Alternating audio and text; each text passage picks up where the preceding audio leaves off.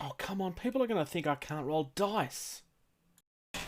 Hello, Jason the Bruce here, with another unboxing. This one is one that I'd like to think you guys have been waiting for a while. It was only a question of which one of us got it first. And as you will see in a moment, this is for something rather large. So, yeah, I might struggle with this one. So, because this box is so large, I'm going to have to do a bit of editing here, and I will end up bringing things onto the table and off. But for at least for now, let's have a look. Okay. The box artwork is just gorgeous. Now, this is the Kickstarter edition. This is... We don't want to see my computer. This is the version that you got with all of the extras.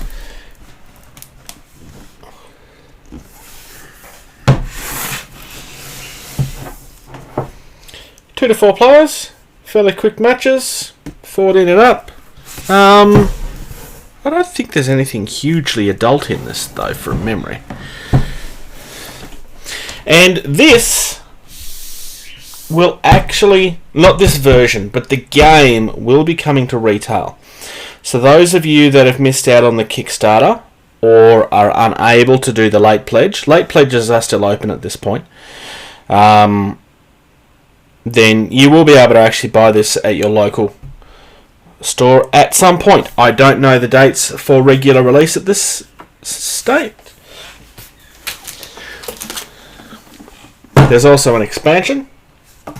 This box does include an expansion, which, because like I said, this is an expanded box.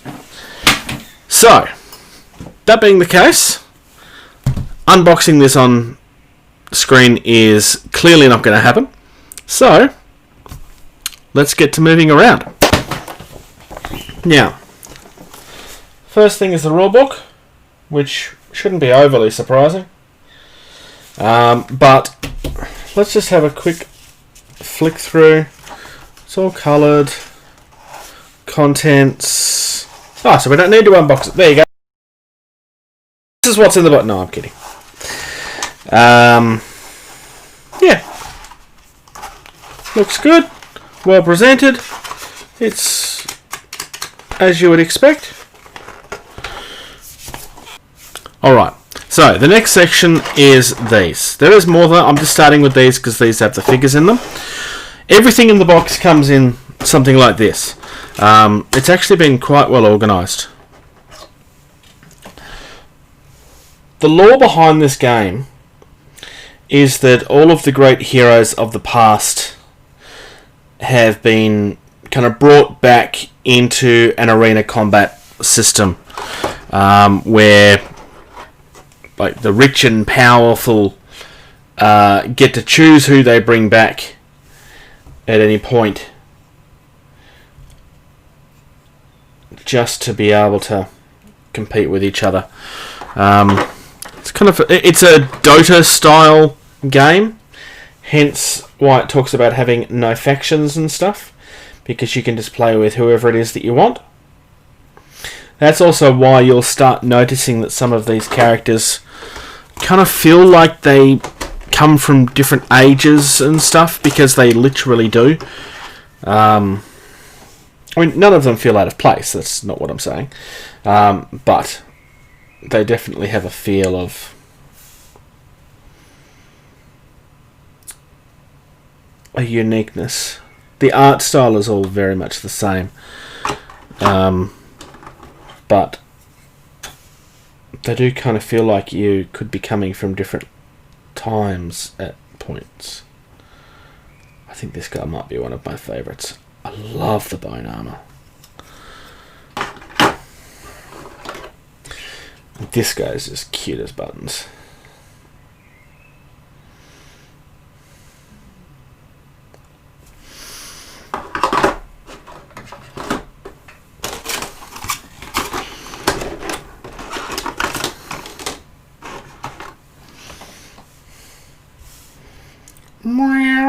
Kitty kitty. Not quite as evil looking as the last guy was, but no less amazing. This is gorgeous. So this guy has a chain anchor weapon as well as his spear. He's got his treasure on his back. Like, they've really gone to the next level with all of these characters to make them feel like there's something special about all of them. The magical effects underneath the cloak here. She's obviously a sorceress type character. I don't know how clear this is, but it actually does say Fantasy Brawl on this, which is quite nice. And I do like a board game that comes organised. Because it's a problem with most board games where getting everything to fit doesn't work well.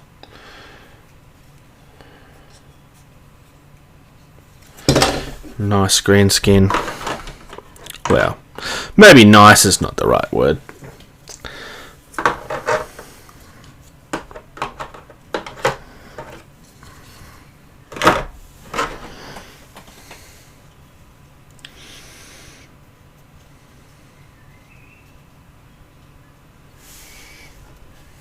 I need to keep on making sure to hold this in view.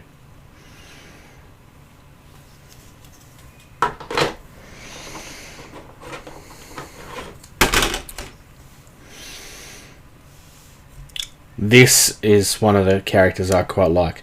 Notice how it looks like he's coming out of the ground like that? He actually has mechanics where he can kind of pop up. I think he's quite fragile, but he has that maneuverability of being able to dig underneath the ground and come up underneath your character. It's quite cool. We'll take a bit of a pause here and I'll get the next lot out and we will be back. Okay, so these are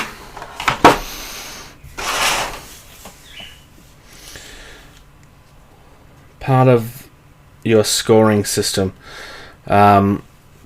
They're like effigies to the gods that you're worshipping and stuff, and I believe they get placed in different places around the field depending on what mission or whatever it is that you're playing. There's 3 of them. I'm putting that round the wrong way apparently.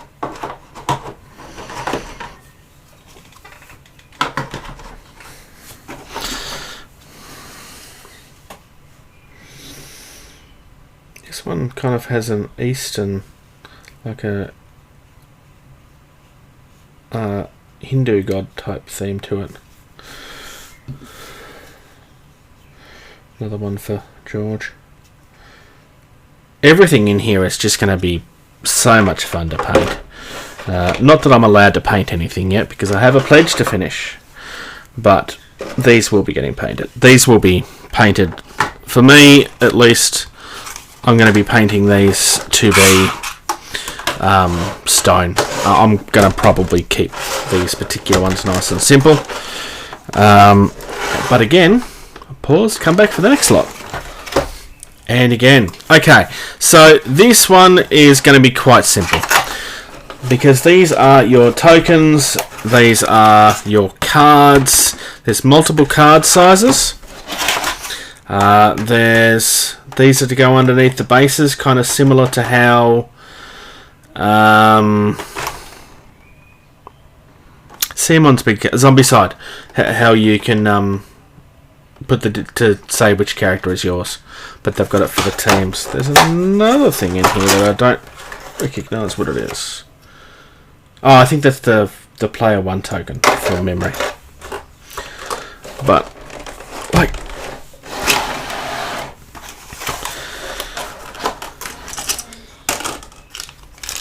more tokens. I'm going to keep these all bagged up because until I'm using them, treasure, until I'm using them, there's no need to actually get this stuff out. I believe that's more treasure in that's more treasure in there, so there's no point getting that out either. Here's the thing with board games. very few. It feels that very few companies go to this level with their packaging, because the amount of board games that I have where putting things back in the box almost guarantees that it gets destroyed. I mean, the fact that there's third-party companies that specifically make organisation stuff to go inside boxes. Wait, Games Workshop, are you paying attention to this? Of all companies, you have no excuse not to be doing something like this. I'm dead serious. Like, there's big board game companies out there that don't do anything even vaguely like this. I mean, sure, some of them you get the bags, and the bags are nice, but some of them don't even do that. Like, this has been very well thought out. These are the player fields. I don't remember exactly how this works, but these are your heroes, I know that. These represent something. I'll have to go through the rules and we'll figure it out. Me and George are going to try and find a way of playing this over CAN, because we're both going to have copies of the game, so in theory it should be possible. More tokens. How far up can I get? Yeah.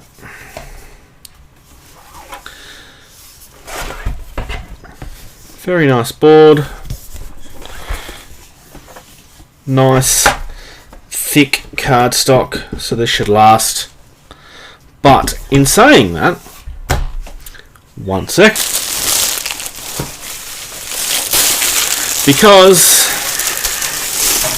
I also have a neoprene version of this, which is probably what I'll end up using for most of my games. Alright. This one, I was not smart enough to take the plastic wrap off first.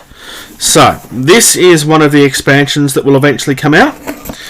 The retail version of this will look exactly the same, as far as I understand, unless something's changed since the Kickstarter, as opposed to that one that we were just looking at, where that will actually be split into a regular box and at least one expansion. One expansion? It might be two. I'd have to double check that. I believe it's one. But,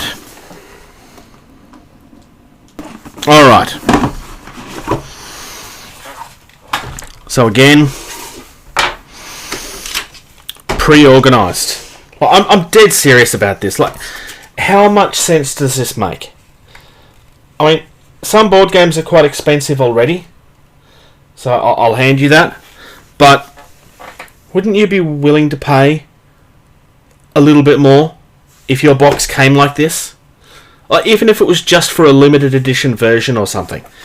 Like, Fantasy Flight games always include bags and everything, and they give you extra ones. I'm not having a go at that. But the stuff that just comes and then you pop out and you've got nowhere to put it. How much better is that? Alright. So this one comes all together. But let's have a look at the main focus. So this is a centaur guy. Absolutely gorgeous again.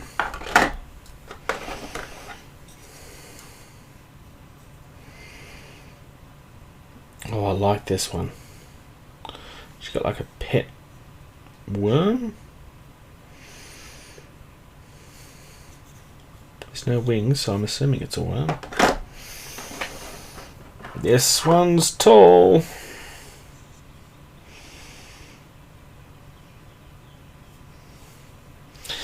Yeah, this guy's definitely not creepy and evil at all. Definitely not. This is someone that you want to bring home to meet your parents.